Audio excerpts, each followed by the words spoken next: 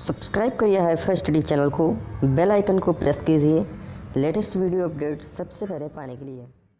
नमस्कार दोस्तों, एक बार फिर से आपका बहुत बहुत स्वागत है आपके अपने YouTube चैनल हाईफाई स्टडी पर, changing the way of education. दोस्तों आज जो हमारा होने वाला है वो साइंस का एक बहुत ही इम्पॉर्टेंट मॉक टेस्ट होने वाला है, जिसमें टोटल आपको 30 क्वेश्चन कराए जाएंगे। आपको उसमें से गेस करना है कि हमने अभी तक कितना पढ़ाई कर रखा है, हमने अभी तक कितना सीखा है। वो चीज़ें हमको याद करनी है, वो चीज़ें हमको एनालाइज करनी है और हमको पता चल जाएगा इस मॉक टेस्ट से कि अभी तक हमको कितना और पढ़ने की ज़रूरत है। तो एक बार सभी साथी वीडियो को फटाफट से भाई शेयर कर देंगे, सभी साथियों तक पहुंचा देंगे। जितने भी मोबाइल में एजुकेशनल ग्रुप हैं, चाहे वो किसी भी सेमेस्टर का हो, उनके पास ये वीडियो पहुंचा ही दें, ठीक है ना। तो चलिए शुरुआत करते हैं पहले क्वेश्चन से। पहला क्वेश्चन आप लोग देख सकते हैं, लिखा है भैया पहला क्वेश्चन कि सूर्य के प्रकाश को पृथ्वी तक पहुंचने में कितना समय लगता है। जो सूर्य का किरणें होती हैं, सूर्य का जो प्रकाश होता है, वो पृथ्वी तक आने में कितना समय लगाता है। ऑप्शन नंबर ए 6 मिनट, ऑप्शन नंबर बा 3 घंटे 8 मिनट, या दा हमारा हो जाएगा 2 घंटे 10 मिनट। तो इसमें से राइट आंसर क्या हो जाएगा, फटाफट से भाई सभी साथी इसका जवाब देंगे फटाफट से कि सर ऑप्शन नंबर ये करेक्ट हो जाएगा। जल्दी से बता दीजिए भाई, सभी साथी बताएं इसका राइट आंसर क्या हो जाएगा। तो बहुत अच्छे भाई, मेरे सभी साथी आंसर दे रहे हैं कि सर इसका ऑप्शन नंबर सा एकदम करेक्ट हो जाएगा। तो जी बिल्कुल दोस्तों, इसका ऑप्शन नंबर सा करेक्ट हो जाएगा। जो सूर्य का प्रकाश है वो पृथ्वी तक आने में टोटल 8 मिनट का समय लगाता है। वैसे तो 8 मिनट कुछ सेकंड का समय लगाता है, लेकिन अगर ऑप्शन में सेकंड नहीं दिए गए हैं, केवल 8 मिनट ही दिया गया है, तो 8 मिनट ही करेक्ट मानेंगे। लेकिन जो एक्चुअल होता है वो 8 मिनट 30 सेकंड, यानी लगभग 8.5 मिनट का समय लगता है, ठीक है ना। चलिए बढ़ते हैं अगले क्वेश्चन पे। अगला क्वेश्चन कहा गया हमारा कि जब पृथ्वी की उपछाया से होकर चंद्रमा गुजरता है तब होता है पूर्ण चंद्र ग्रहण, सूर्य ग्रहण, खंड चंद्र ग्रहण या चौड़ा प्रकाश स्रोत। क्या होता है भाई, इसका राइट आंसर क्या हो जाएगा, सभी साथी बताएंगे। ऑप्शन नंबर कौन सा राइट हो जाएगा, 2 नंबर का, कि जब पृथ्वी की उपछाया से होकर चंद्रमा गुजरता है तब होता है। क्या होता है, 4 ऑप्शन दिए गए, इसमें से राइट आंसर क्या हो जाएगा, फटाफट से भाई सभी साथी बताएंगे। चलिए वेरी गुड। तो भाई बहुत से साथी इसका आंसर दे रहे हैं कि सर ऑप्शन नंबर सा इसका परम शक्ति आंसर हो जाएगा, यानी कि खंड चंद्र ग्रहण। क्या हो जाएगा दोस्तों, खंड चंद्र ग्रहण, कि जब पृथ्वी की उपछाया से होकर चंद्रमा गुजरता है तब खंड चंद्र ग्रहण होता है। चलिए भाई फटाफट से अगले क्वेश्चन पे पहुंचते हैं। अगला क्वेश्चन 3 नंबर देखिए क्या कह रहा है। तो कह रहा भारत के पहले अंतरिक्ष यात्री थे, ये तो भाई सबको पता होगा। भारत के पहले अंतरिक्ष यात्री कौन थे, आर्यभट्ट थे, राकेश शर्मा थे, भास्कर थे, या फिर सतीश धवन थे। तो ये तो भाई सबको पता होगा, ये तो हमको पता है। 5 या 6 से ही हम लोगों को जनरल नॉलेज में रट्टा मारकर याद कराया गया था कि पहले अंतरिक्ष यात्री कौन थे। तो वो थे हमारे स्क्वाइन लीडर। कौन थे, स्क्वाइन लीडर राकेश शर्मा। इनको स्वीडन लीडर या स्क्वाइन लीडर कई नाम से जानते हैं। तो ये हमारा आंसर कौन सा सही हो जाएगा, तो Rakesh Sharma, it will be परम शक्ति आंसर। चलिए भाई बढ़ते हैं अगले क्वेश्चन पे। अगले क्वेश्चन पे पढ़ते हैं। अगला क्वेश्चन क्या कहा गया है दोस्तों, तो अगला क्वेश्चन कहा गया नासा का मुख्यालय स्थित है। नासा का मुख्यालय कहाँ स्थित है, आंध्र प्रदेश, बेंगलुरु, यूरोपीय संघ या वाशिंगटन डीसी। इसमें से राइट आंसर क्या हो जाएगा भाई, फटाफट से सभी साथी बताएंगे। सर 4 नंबर का ये राइट आंसर हो जाएगा, आंध्र प्रदेश, बेंगलुरु, यूरोपीय संघ या वाशिंगटन डीसी। तो चलिए देखते हैं फटाफट सभी साथी भाई जवाब देंगे। और याद रखना इस 30 क्वेश्चनों में आपने कितने क्वेश्चन राइट किए हैं उसका जवाब आपको कमेंट बॉक्स में बताना है कि सर इतने क्वेश्चन मैंने किए हैं इतने नंबर में से। चलिए ठीक है, देखते हैं फटाफट से 4 नंबर का राइट आंसर क्या हो जाएगा। तो 4 नंबर का राइट आंसर हो जाएगा यूरोपीय संघ। क्या हो जाएगा दोस्तों, यूरोपीय संघ, it will be right answer. NASA का मुख्यालय कहाँ स्थित है, तो यूरोपीय संघ में है। और बता दें दोस्तों जो बेंगलुरु है, बेंगलुरु ये याद रखना, बेंगलुरु को हम लोग साइंस सिटी भी कहते हैं, साइंस सिटी भी बेंगलुरु को कहते हैं, याद रखना, ठीक है ना। ये बहुत इंपॉर्टेंट क्वेश्चन है कि साइंस सिटी के नाम से किसको जानते हैं, तो हम लोग बेंगलुरु को जानते हैं। ओके चलिए बढ़ते हैं अगले क्वेश्चन पे, 5 नंबर क्वेश्चन पे। तो 5 नंबर क्वेश्चन कहा गया सूर्य का सबसे निकटतम ग्रह है। निकटतम मतलब उसके पास, सूर्य के पास कौन सा ग्रह है, अरुण है, वरुण है, शनि है, तो बुध है। तो अगर आपको जो ग्रह हैं अगर उनका सीक्वेंस पता है तब आप उसका आसानी से उत्तर दे सकते हैं। अगर आपको सीक्वेंस पता है दोस्तों तो आप उसका उत्तर आसानी से दे सकते हैं। चलिए भाई फटाफट से सभी साथी जवाब देंगे। वेरी गुड भाई, बहुत अच्छे। तो भाई जितने भी साथी आंसर दे रहे हैं कि sir option number the it will be परम शक्ति आंसर, तो भाई खेल गए। हाँ जी बिल्कुल खेल गए हो, क्योंकि सूर्य के सबसे निकट ग्रह जो होता है वो बुध होता है। इसको हम कैसे याद करते हैं? बुध, शुक्र, पृथ्वी, मंगल, अरुण, वरुण, यम और बीच में बृहस्पति होता है, ठीक है ना। तो चलिए बढ़ते हैं अगले क्वेश्चन की तरफ बढ़ते हैं। सूर्य का सबसे दूरस्थ ग्रह कौन सा है? सूर्य से सबसे दूरस्थ ग्रह कौन सा है? Option number A Varun, option number B Shukra, या फिर बृहस्पति और या फिर मंगल। कौन सा राइट आंसर हो जाएगा? फटाफट से सभी साथी बताएंगे। फटाफट से भाई सभी साथी बताएंगे 6 नंबर का राइट आंसर क्या हो जाएगा। अभी इससे पहले वाले क्वेश्चन में आपने निकटतम ग्रह देखा है, अब आपको दूरस्थ ग्रह बताना है। और मेन इंपॉर्टेंट आपको ग्रहों का सीक्वेंस पता होना चाहिए, क्रम पता होना चाहिए, ठीक है ना। चलिए दोस्तों, चलिए बहुत अच्छे, देखते हैं इसका राइट आंसर क्या हो जाएगा। तो भैया इसका राइट आंसर हो जाएगा option number A Varun, option number A Varun, it will be right answer. Clear है ना दोस्तों? क्लियर है ना। और अभी तक जितने भी साथियों ने वीडियो को लाइक शेयर नहीं किया तो फटाफट से वीडियो को लाइक शेयर कर देंगे, ठीक है ना। चलिए बढ़ते हैं अगले क्वेश्चन पे। अगला क्वेश्चन कहा गया बलुई दोमट मिट्टी में रेत की मात्रा होती है 60 से 80%, 50 से 60%, 60% से कम या फिर 60% से अधिक है। तो क्या होगा इसका राइट जवाब? फटाफट से भाई सभी साथी बताएंगे इसका राइट जवाब क्या हो जाएगा। इसका राइट आंसर क्या हो जाएगा सभी साथी बताएंगे। क्लियर है दोस्तों? बोलिए, मजा आ रहा है वीडियो में? सेशन को लाइक शेयर जरूर करते रहना। ऐसे इंटरेस्टिंग वीडियो के लिए चैनल को सब्सक्राइब भी कर लेना। चलिए देखते हैं 7 नंबर का राइट आंसर हो जाएगा ऑप्शन नंबर ए हो जाएगा क्या 60% से 80%। जो बलुई दोमट मिट्टी होती है वो 60% से 80% तक उसमें क्या पाया जाता है दोस्तों? तो उसमें रेत पाया जाता है। क्या पाया जाता है? रेत पाया जाता है। चलिए बढ़ते हैं 8 नंबर क्वेश्चन पे। तो 8 नंबर क्वेश्चन कहा गया है नियमित खाद के प्रयोग से होती है, यानी अगर आप नियमित खाद का प्रयोग करेंगे तो क्या होगा? उपज में वृद्धि होगी, मिट्टी की वृद्धि होगी, पानी की कमी होगी, या नॉन ऑफ दीज यानी इनमें से कोई नहीं होगा। तो फटाफट से भाई सभी साथी जवाब देंगे इसका कि 8 नंबर का परम शक्ति आंसर क्या हो जाएगा। सभी साथी बताएंगे सर 8 नंबर का राइट आंसर ये होगा। फटाफट से भाई, उपज में वृद्धि होगी, मिट्टी में वृद्धि होगी, पानी में वृद्धि होगी, या इनमें से कोई नहीं होगा। चलिए भाई वेरी गुड। अब देखते हैं इसका राइट आंसर क्या हो जाएगा। तो सर ऑप्शन नंबर ए हो जाएगा क्या उपज में वृद्धि हो जाएगी। उपज में वृद्धि हो जाएगी। और दोस्तों याद रखना जो पौधे होते हैं, तो पौधे में एक हार्मोन्स होता है हमारा। कौन सा हार्मोन्स होता है? तो उसको बोलते हैं जिब्रोलिक हार्मोन्स होता है पौधों में, जो पौधों को वृद्धि करने में सहायक होता है। तो याद रखना पौधों में वृद्धि को अधिक मात्रा में बढ़ाने के लिए जिब्रोनिक एक आता है क्या हार्मोन्स, वो मेरा सहायक होता है। तो ये भी क्वेश्चन बहुत ज्यादा इंपॉर्टेंट है दोस्तों। चलिए बढ़ते हैं अगले क्वेश्चन पे। 9 नंबर क्वेश्चन आपकी स्क्रीन पर ये रहा। कहा गया कंपोस्ट खाद बनाई जाती है गोबर से, कूड़ा कचरे से, आ योम बा दोनों से, या फिर इनमें से कोई नहीं। तो फटाफट से सभी साथी जवाब देंगे कंपोस्ट खाद किससे बनाई जाती है। कंपोस्ट खाद किससे बनाई जाती है?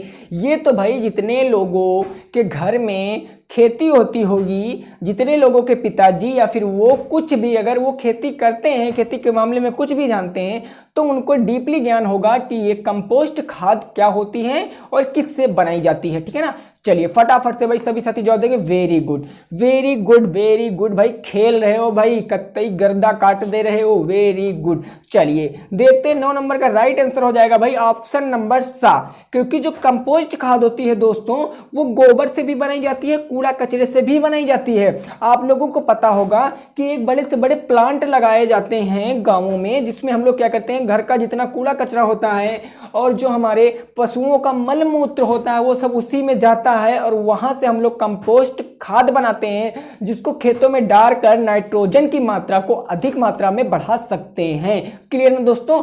और याद रखना दोस्तों, जो यूरिया होती है, यूरिया में नाइट्रोजन की मात्रा 78% होती है। ये बहुत ज़्यादा इंपॉर्टेंट होता है, ये बहुत ज़्यादा इंपॉर्टेंट होता है, ठीक है ना, एग्जामों की दृष्टि से।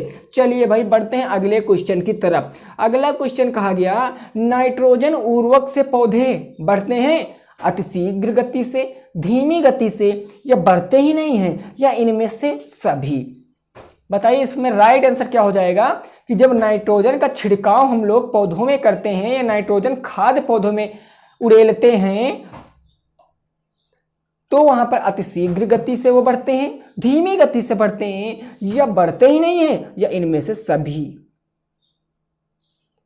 चलिए भाई, okay, very good, very good. चलिए वेरी गुड, देखते हैं इसका राइट आंसर क्या हो जाएगा।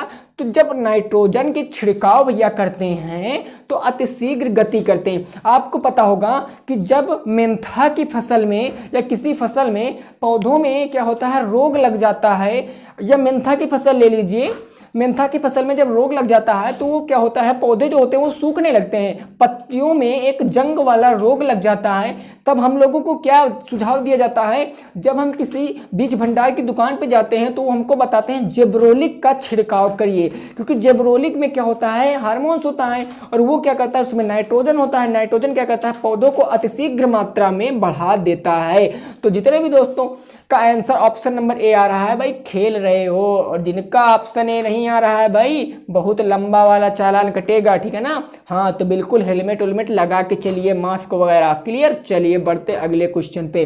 अगला क्वेश्चन कहा गया, कीटनाशक दवाओं के प्रयोग से वृद्धि होती है रोगाणु प्रतिरक्षा में, कीड़े मकोड़े में, झिल्लियों में, इल्लियों में, या इनमें से कोई नहीं, या इनमें से कोई नहीं।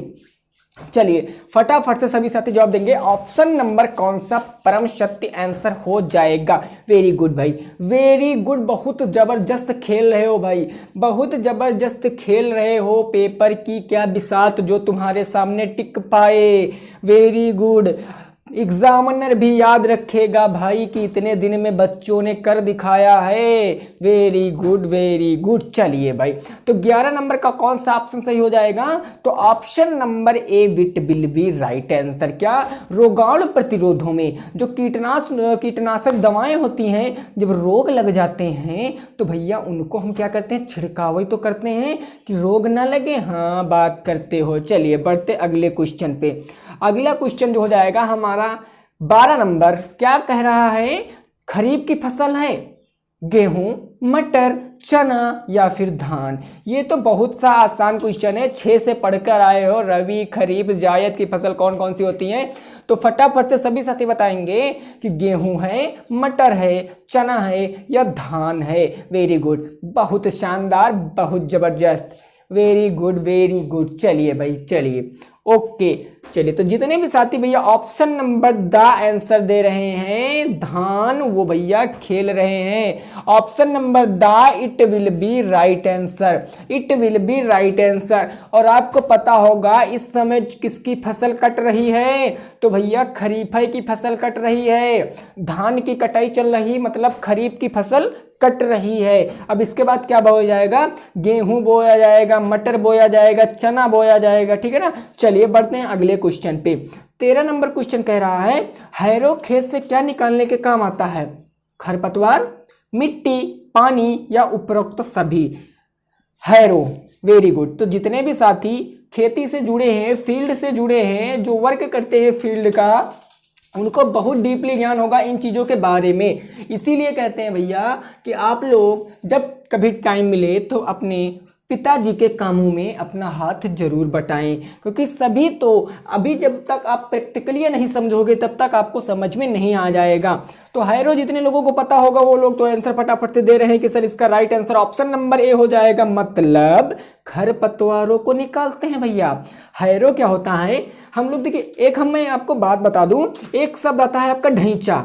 ढैंचा आप लोगों ने देखा होगा, वो क्या होता है, वो हमारी एक प्रकार की खाद बनाते हैं। हम लोग एक फसल को ना बोकर हम लोग क्या करते हैं, खेत में ढैंचा बो देते हैं और उसमें पानी भर के हैरों से उसको उसी में मिलवा देते हैं, जिससे मेरी क्या होती है, एक खाद बनकर तैयार हो जाती है। तो ऐसे ही हैरों का काम होता है खरपतवारों को केवल नष्ट करना, ठीक है ना। ओके, बढ़ते हैं अगले क्वेश्चन पे। अगला क्वेश्चन 14 नंबर क्या कहा गया, डिबलर से बुआई नहीं होती है। दोस्तों क्वेश्चन को ध्यान से पढ़ना, क्या कह रहा है, क्वेश्चन कह रहा है डिबलर से बुआई नहीं होती है, गेहूं की, चने की, धान की या फिर बाजरे की। चलिए फटाफट से भाई आंसर बताएंगे, फटाफट से सभी साथी इसका आंसर बताएंगे। 14 का राइट आंसर क्या हो जाएगा, वेरी गुड, बहुत जबरदस्त खेल रहे हो, कंफ्यूज नहीं होना है दोस्तों, कंफ्यूज नहीं होना है, बिल्कुल भी कंफ्यूज नहीं होना है, बहुत शानदार। चलिए देखते हैं 14 नंबर का राइट आंसर हो जाएगा ऑप्शन नंबर सा, यानी कि धान। आपको पता होगा डिबलर एक प्रकार की मशीन है जिससे गेहूं, चना और बाजरा, ये सभी तीनों चीज़ों की क्या होता है, बुआई होती है। ये तीनों चीज़ों की बुआई होती है। देखिए बोने की बहुत सी विधियाँ होती है, छिड़काव विधि, पंक्ति से पंक्ति की विधि, ये सब विधियाँ होती हैं। डिबलर एक प्रकार की मशीन होती है जिससे हम धान को छोड़कर गेहूं, चना, बाजरे को बो सकते हैं। क्लियर दोस्तों, बढ़ते हैं 15 नंबर क्वेश्चन पे, देखते हैं क्वेश्चन क्या कह रहा है, उसकी भावनाओं को समझेंगे। क्वेश्चन कह रहा है दोस्तों, सिंचाई की कटाऊ पानी विधा है, यानी कि सिंचाई की कटाऊ पानी विधा कौन सी है, तो अपलावन या प्रवाह विधा, फ्लड विधा, क्यारी विधा या छिड़काव विधा। तो इसमें से राइट आंसर क्या हो जाएगा, फटाफट से सभी साथी बताएंगे, फटाफट से बताएंगे। 15 नंबर का राइट आंसर क्या हो जाएगा भाई, वेरी गुड, बहुत जबरदस्त खेल रहे हो भाई, बहुत शानदार, वेरी गुड वेरी गुड। कत्तई गर्दा काट दिया भैया, हाँ कट गया भैया, क्वेश्चन का चालान कट गया। चलिए 15 नंबर का राइट आंसर क्या हो जाएगा, देखते हैं फटाफट से। तो ऑप्शन नंबर ए आ जाएगा एकदम परम सत्य आंसर, अपलावन या प्रवाह विधा, ठीक है ना। चलिए अगले क्वेश्चन पे बढ़ते हैं, अगले क्वेश्चन पे बढ़ते हैं। क्वेश्चन कहा गया बल का एसआई मात्रक है, ये तो मैंने आपको बताया था और ये भी कहा था कि यहाँ से क्वेश्चन पेपर में जरूर आएगा। जितने भी एसआई मात्रक मैंने आपको बताए थे उसमें से एक क्वेश्चन तो आउट ही आउट है भैया, बिल्कुल भी टेंशन मत लेना, आउट ही आउट है। बल का एसआई मात्रक क्या होता है, तो फटाफट से भाई सभी साथी बताएंगे, फटाफट से सभी साथी बताएंगे कि सर बल का एसआई मात्रक होता है। Very good very good very good. चलिए भाई ओके ओके ओके। चलिए देखिए जो बल का एसआई मात्रक होता है, तो जितने भी दोस्त ऑप्शन नंबर ए के साइड जा रहे हैं, न्यूटन, कत्तई गर्दा काट रहे हो, न्यूटन हो जाएगा परम सत्य आंसर। और बात कर ले जूल की, तो जूल होता है मेरा कार्य और ऊर्जा का मात्रक, कार्य और ऊर्जा का मात्रक दोस्तों क्या होता है, वो जूल होता है, ठीक है ना। चलिए बढ़ते हैं अगले क्वेश्चन पे। अगला क्वेश्चन कह रहा है कि माकासा यानी एमकेएस पद्धति में कार्य का मात्रक क्या है, एमकेएस पद्धति में कार्य का मात्रक क्या है, न्यूटन है, जूल है, मीटर है या न्यूटन मीटर है। फटाफट से बताएंगे 17 नंबर का राइट आंसर, फटाफट से बताएंगे 17 नंबर का राइट आंसर। बहुत शानदार खेल रहे हो भाई, खेल रहे हो, वेरी गुड, ऐसे खेलना क्वेश्चन के साथ। चलिए चलिए very good very good. Okay तो 17 नंबर का भैया राइट आंसर हो जाएगा ऑप्शन नंबर बा, ऑप्शन नंबर बा हो जाएगा जूल। जो कार्य की एमकेएस पद्धति में मात्रक होता है वो होता है जूल होता है, क्या होता है, जूल होता है। ओके अगले क्वेश्चन पे बढ़ते हैं। अगला क्वेश्चन कहा गया किसी वस्तु में गति के कारण कार्य करने की क्षमता को कहते हैं, किसी वस्तु में गति के कारण कार्य करने की क्षमता को कहते हैं गतिज ऊर्जा, स्थितिज ऊर्जा, यांत्रिक ऊर्जा या विद्युत ऊर्जा। तो ये तो भाई बहुत आसान है, ये सभी मैंने आपको बहुत डीपली डिस्कस कराया था। अगर आपको इसके मामले में जानकारी नहीं है तो आप सिंपल प्लेलिस्ट में जाइए और वहां से साइंस की प्लेलिस्ट को चूज करिए, आप लोगों को मिल जाएगा ये टॉपिक जिसको मैंने बोर्ड पे डिस्कस कराया था, ठीक है ना। तो चलिए इसका ऑप्शन नंबर कौन सा राइट हो जाएगा, तो ऑप्शन नंबर ए हो जाएगा परम सत्य आंसर, यानी कि गतिज ऊर्जा। गतिज ऊर्जा क्या होता है, जब कोई वस्तु गति में होती है और उसमें ऊर्जा लगती है तब उसे हम गतिज ऊर्जा कहते हैं। क्लियर दोस्तों, बढ़ते हैं अगले क्वेश्चन पे। अगला क्वेश्चन है चिमटा उदाहरण है प्रथम श्रेणी उत्तोलक का, द्वितीय श्रेणी उत्तोलक का या तृतीय श्रेणी उत्तोलक का एक मशीन का। ये कैसा तुम्हारा जो है उत्तोलक है, फटाफट से बताएंगे, फटाफट से बताएंगे। याद रखना दोस्तों उत्तोलक बहुत ज़्यादा इंपॉर्टेंट है, खास करके तो ये क्वेश्चन आईएमपी क्वेश्चन है, ये क्वेश्चन आईएमपी क्वेश्चन है, ये क्वेश्चन लगभग में पेपर में आता ही आता है। और मैं बता दूं ये क्वेश्चन गोरखपुर में आया भी था, इस बार मॉडल पेपर कराए थे वहाँ पर ये पेपर आया था, क्योंकि किसी ने मॉडल पेपर हमारे पास सेंड किया था रमन सर के पास, तो मैंने देखा था भाई उनके पास किसी ने मॉडल पेपर सेंड किया था, तो उसमें ये क्वेश्चन था कि चिमटा उदाहरण है। क्लियर ना दोस्तों? चलिए चलिए, वेरी गुड।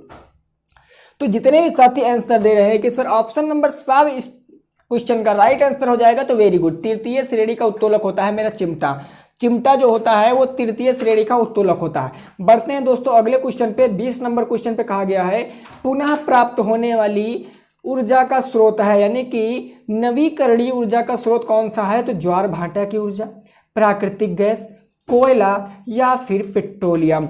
कोयला या फिर पेट्रोलियम, जिन ऊर्जा को हम दोबारा से प्राप्त कर सकते हैं कौन सी ऊर्जा होती है? 4 ऑप्शन दिए गए हैं, फटाफट से बताएं। वेरी गुड, बहुत शानदार भाई, बहुत शानदार। चलिए बढ़ते हैं क्वेश्चन पे, देखते हैं आंसर क्या हो जाएगा। तो भैया ऑप्शन नंबर आ, ज्वार भाटा की ऊर्जा। ज्वार भाटा की ऊर्जा मेरी क्या हो जाए? नवीकरणीय ऊर्जा का स्रोत हो जाएगा। अगर आपको ज्वार भाटा नहीं पता है तो सुनो, ज्वार क्या होता है कि समुद्र में समुद्री लहरों को जल का ऊपर उठने को क्या कहते हैं? ज्वार, और जल का नीचे गिरने को क्या कहते हैं? भाटा कहते हैं। जल को ऊपर उठने को ज्वार तथा नीचे गिरने को क्या कहते हैं? भाटा कहते हैं। क्लियर दोस्तों? चलिए बढ़ते हैं 21 नंबर क्वेश्चन पे। फटाफट से 10 क्वेश्चन बचे हैं, स्कोर जरूर आपको बताना है कमेंट बॉक्स में, कमेंट सेशन ऑन रहता है, फटाफट से अपना डाउट क्लियर करा सकते हो। कहा गया पुनः प्राप्त होने वाली, पुनः प्राप्त ना होने वाली यानी अनवीकरणीय ऊर्जा का स्रोत है कोयले की ऊर्जा, सौर ऊर्जा, पवन ऊर्जा या बहते हुए पानी की ऊर्जा, या बहते हुए पानी की ऊर्जा। ये तो सबको पता होगा, ये तो सबको पता होगा कि किस ऊर्जा को हम पुनः नहीं प्राप्त कर सकते हैं, कोयले की ऊर्जा को, सौर ऊर्जा को, पवन ऊर्जा को, बहते हुए पानी की ऊर्जा को। बहुत से साथी आंसर दे रहे हैं कि सर कोयले की ऊर्जा को हम दोबारा से प्राप्त नहीं कर सकते हैं, इसीलिए यही राइट आंसर हो जाएगा। सौर ऊर्जा को हम लोग विद्युत ऊर्जा में बदल सकते हैं, ये आपको पता होगा। पवन ऊर्जा को भी मैं दोबारा प्राप्त कर सकता हूं, और बहते हुए जल से भी मैं ऊर्जा प्राप्त कर सकता हूं। बहते हुए जल से विद्युत उत्पादन किया जा सकता है, किया जाता है। और कैसे किया जाता है? तो बड़े बड़े बांध बनाकर दोस्तों, टरबाइन की पंखुड़ियां लगाकर उसके ऊपर बांधों द्वारा एक सर्कल के द्वारा पानी को नीचे गिराया जाता है, जिससे टरबाइन की पंखुड़ियां ऐसे लगी होती हैं, वो घूमती हैं और वहां से विद्युत ऊर्जा उत्पन्न होती है। चलिए बढ़ते हैं अगले क्वेश्चन पे। अगला क्वेश्चन कहा गया सौर ऊर्जा को सीधे विद्युत ऊर्जा में बदला जा सकता है सोलर कुकर द्वारा, सौर जल उष्मक द्वारा, सौर भट्टी द्वारा या सौर सेल द्वारा। अभी मैंने बात किया था, अभी मैंने इस क्वेश्चन को डिस्कस कराया है कि सौर ऊर्जा को विद्युत ऊर्जा में बदला जा सकता है, लेकिन किसके द्वारा? लेकिन किसके द्वारा? तो वो चीज आप लोग सीखेंगे, लेकिन किसके द्वारा? तो वो चीज अब आप लोग सीखेंगे, ठीक है ना। चलिए फटाफट से बताइए। Very good. तो कौन सा इसका ऑप्शन सही हो जाएगा? तो इसका ऑप्शन नंबर द का सौर सेल, सौर सेल द्वारा हम सौर ऊर्जा को विद्युत ऊर्जा में बदल सकते हैं। क्लियर दोस्तों? बढ़ते हैं 23 नंबर क्वेश्चन पे। 23 नंबर क्वेश्चन कहा गया कार्य है सदिश राशि, न्यून राशि, अदिश राशि या इनमें से कोई नहीं। सदिश राशि, न्यून राशि या इनमें से कोई नहीं। फटाफट से बताएंगे, फटाफट से सभी साथी बताएंगे इसका राइट आंसर क्या हो जाएगा। Very good, very good. चलिए तो भैया जो 23 नंबर का राइट आंसर हो जाएगा वो हो जाएगा ऑप्शन नंबर बी। क्या हो जाएगा? ऑप्शन नंबर बा हो जाएगा अदिश राशि। कार्य क्या है हमारा? एक अदिश राशि है। कार्य क्या है हमारा? एक अदिश राशि है, ठीक है ना। क्लियर दोस्तों? बढ़ते हैं अगले क्वेश्चन पे। अगला क्वेश्चन कहा गया ऊर्जा का मात्रक है, ऊर्जा का मात्रक है, वो भी MKS पद्धति में पूछा गया है। MKS पद्धति में पूछा गया, किलोग्राम, केल्विन, जूल या फिर इनमें से कोई नहीं, या फिर इनमें से कोई नहीं। तो फटाफट से सभी साथी जवाब देंगे, फटाफट से भाई सभी साथी जवाब देंगे। Very good, very good. तो भाई जितने भी साथी ऑप्शन नंबर 7 दे रहे हैं, मैंने अभी ऊपर डिस्कस भी कराया था कि कार्य और ऊर्जा का मात्रक क्या होता है? जूल होता है MKS पद्धति में। तो जूल हो जाएगा इसका परम सत्य आंसर। बढ़ते हैं अगले क्वेश्चन पे। अगला क्वेश्चन क्या कह रहा है, उसकी भावनाएं क्या कह रही हैं उसको पढ़ेंगे। कह रहा है यांत्रिक ऊर्जा कितने प्रकार की होती है, तो यांत्रिक ऊर्जा आपकी 3 प्रकार की होती है कि 2 प्रकार की होती है कि 4 प्रकार की होती है, 6 प्रकार की होती है, 6 प्रकार की होती है। तो फटाफट से सभी साथी जवाब देंगे कि सर 25 नंबर का कौन सा राइट आंसर हो जाएगा। तो वेरी गुड, जितने भी साथी भैया ऑप्शन नंबर बा दे रहे हैं आंसर, गर्दा काट रहे हो। यांत्रिक ऊर्जाएं आपकी 2 प्रकार की होती हैं, कौन कौन सी होती हैं बहुत डीपली मैंने आपको सिखाया था। क्लियर दोस्तों, बढ़ते हैं अगले क्वेश्चन की तरफ। अगले क्वेश्चन की तरफ रुख करेंगे। लो ये रहा क्वेश्चन, कहा गया ऊर्जा का प्रमुख स्रोत है चिमनी, सूर्य, लालटेन या इनमें से कोई नहीं। चिमनी, सूर्य, लालटेन या इनमें से कोई नहीं। तो वेरी गुड, जितने भी साथी ऑप्शन नंबर बा दे रहे हैं कि ऊर्जा का एकमात्र इकलौता साधन जो कभी नष्ट नहीं हो सकता है वो हो जाएगा सूर्य। ठीक है ना, चलिए बढ़ते हैं अगले क्वेश्चन की तरफ। अगला क्वेश्चन कहा गया 1 जूल होता है।